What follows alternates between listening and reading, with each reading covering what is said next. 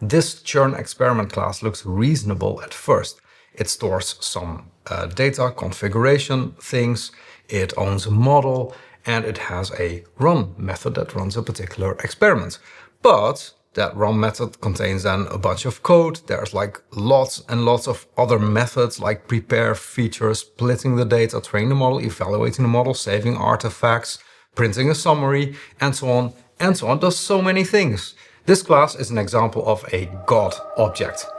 Now in this video, I'm going to refactor this code step by step to clean up this code. But most importantly, I'm going to teach you a very useful rule of thumb you can use to decide what belongs in a class and what doesn't.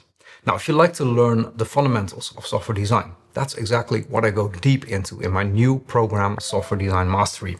This is not just another course with a bunch of patterns and principles. It's a comprehensive system for thinking about design, architecture, boundaries, and most importantly, trade-offs.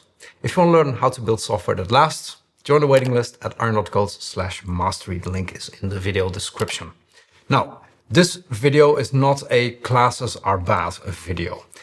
Class that we have here actually starts from a kind of sensible idea that we have this data path and a couple of settings and a model that we store in that class. Now, the problem is that once you have this, it's really easy to turn that into the default place where you're going to put everything, right? Because it makes sense. Well, where should we put loading the data? Probably in this class. Where do we actually put things like cleaning the data or preparing the features? Yeah, maybe in this class as well. And that's how you get a God object. It starts simple, but you start adding more and more things to it, more responsibilities, until it does way too many things. Now, already if you look at the run method that we have here, so it does orchestration because it calls all the other methods like loading the data, preparing the features, splitting it, training the model, etc. But it also does validation. It checks whether the data path exists, that it's actually a .csv file, whether the output there exists. So that's already too many responsibilities. If you watched other refactoring videos that I did, you might think, well, now Arjan is going to delete all the classes and turn everything into functions. But that's not necessarily what you should do. Sometimes you can actually keep a class, but maybe shrink the job it does. So for example, instead of this entire churn experiment class that contains everything, we could also focus it a bit more around the data. So one thing you could do is take these settings and turn that actually into a config object. So let's define a class for that. And I'm going to use a data class for that. So I'm creating this data class and let's make that a frozen object because we will create this only once. And let's call this class a training config. And this is going to have the basic data that we need. So that's basically these things right here. But you also see that data path here, it's a string, but actually we need that to be a path. And same thing actually for the output there. Then we're going to have the test size, like so, and we're going to have a random state setting, like so. So this is now our basic config setup. And before I go on, maybe it's actually useful to show what this code actually does. So it runs an experiment on this type of churn data. So we have a bunch of customers, some monthly charges, support tickets, type of contract, etc. And when I run this code, then actually it runs this experiment and it analyzes this data and it stores the results in an artifacts folder with now another CSV file and the metrics. So that's what the code does, a typical, pretty basic data analysis pipeline. Back to the main file. So we now have this config object, and since the data is now here, it actually makes sense to move the validation stuff that is now in the run method closer to the data. And that also has to do with the rule of thumb that I'll share with you later in the video. So when we have this, we can now create a post init methods. This is what Python calls when an object is created. So that means we can put some validation logic in here. This is going to return none. And then I can take these rules right here, like so, and put them in the post-init method. So now when we create this training config object, it is going to check whether this is all valid. And that means that we can also use this config in other types of experiments as well without having to worry about the validation. So now that we have this training config object, we can actually pass it to the run method instead of having to rely on all of this data in the churn experiment class. So this is going to get a config, and that's going to be of type training config. And here I'm simply going to remove all of this validation data because, well, that is already being handled by the config object when it's created. And what we can then do in the main function is take these things, and I'll just scroll down right here, and then basically create a config object here. And this is then where we'll have these settings, like so. Of course, this should now be a path, like so.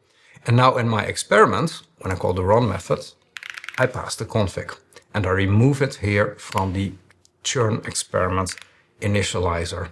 And then what we'll do next is in my initialize, we will actually remove all of this, like so. And then this part, we can actually put it in a separate function. So let me scroll down and let's just create an area here for training, like so. So we're going to create a build model function that gets a random state. This is an integer, and this is going to return a random forest classifier, like so. Like so.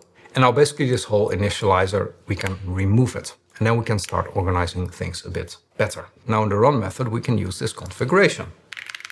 Like so. Now let's go through the other functions and clean them up as well. So let's take a look at load data. For example, you see that it reads a CSV file from a data path that's no longer there, so we need to fix that. But then it also cleans the data. So that's another example of a method that has way too many responsibilities. Now, instead of reading this from the object, so the data is now in the config, we can actually pass it here as an argument. Like so. And then we're going to move this. And what we're also going to do is introduce a clean data method. And this is going to get a data frame. Like so. And as you can see, this will also return a data frame. Like so. And then, of course, in run, when we call load data, we need to pass config.dataPath, like so. Load data should then, of course, also return the data frame, like so. And this, by the way, overall is nice because now loading the data is a separate step from cleaning the data, which makes a lot more sense.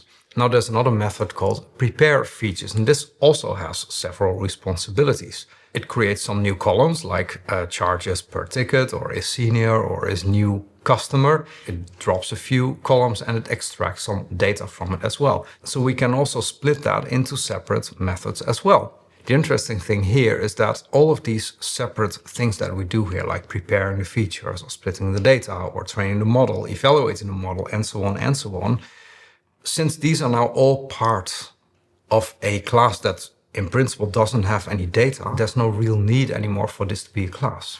Right? So here it makes sense that these validation rules, that they are part of a config class, because that's where the data lives. So we want to put this close to the data. But most of these methods, well, they are related in a sense that they're part of the same workflow, but they don't rely on having a shared set of data. We can simply pass those things as arguments. So these methods, since the only thing that connects them is that they're in a churn experiment class, these can also just be functions. However, there are a couple of things that we're currently doing that could still be part of the training config class. For example, here we're creating the output directory. This is actually something that we could do in the config class because it's more related to that. So you could, since we now have this class, create a method, make output dir.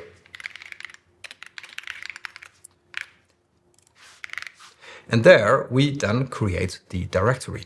You can do other things as well. For example, here in the save artifacts method, you see that we create a model path, for example, by using the output dir. So this could also be a property of the training config.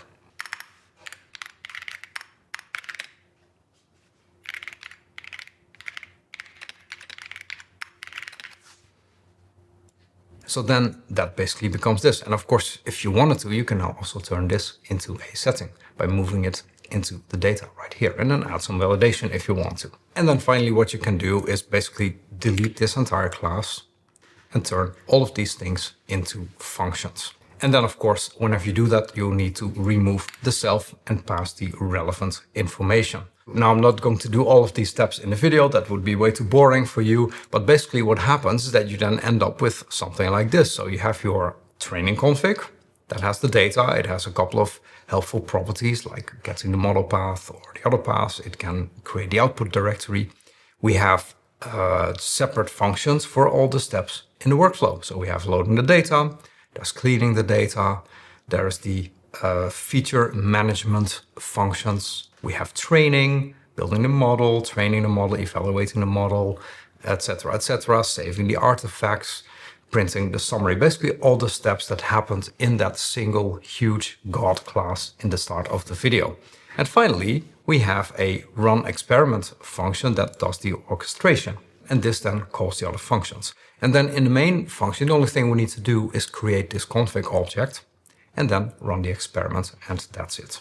The important thing here is that all of this behavior still exists in the code, but it no longer all lives inside a single class. Now, if you look back at the training config class, you can see that even after this refactor, it's not like we got rid of all the classes. We still have a class. And the class is actually useful here because this provides a lot of value. It groups related data, but most importantly, there is validation. So there is some guarantees that if we create a training config that we know holds true, we know that the data path exists. We know that the test size is between 0 and 1. We know that a random state is a positive number, etc., etc. And that means that in other areas of our code, this config is really easy to work with because we can assume that all of these things are dealt with. We don't have to check them everywhere all the time. So what we have here is, well, the God object is gone. Every step that we have now has a clear responsibility. Validation is close to the data that it protects. That happens in the training config. And that makes this code a lot easier to change because any modification that we make is local. If we want to have an extra guarantee, well, that lives very close to this data in the class, which is really nice. If we want to change things in the workflow, we change the functions and we don't have to worry about configuration. And this also leads to a rule of thumb that you can use to decide whether something should be in a class or not. Typically, if the behavior is about the data itself, validating it, deriving something from it, like what I'm doing here with these properties, then keep it in the class. Sometimes you may have small behavior like making an output directory that can be part of the class as well because it's very closely related to the configuration.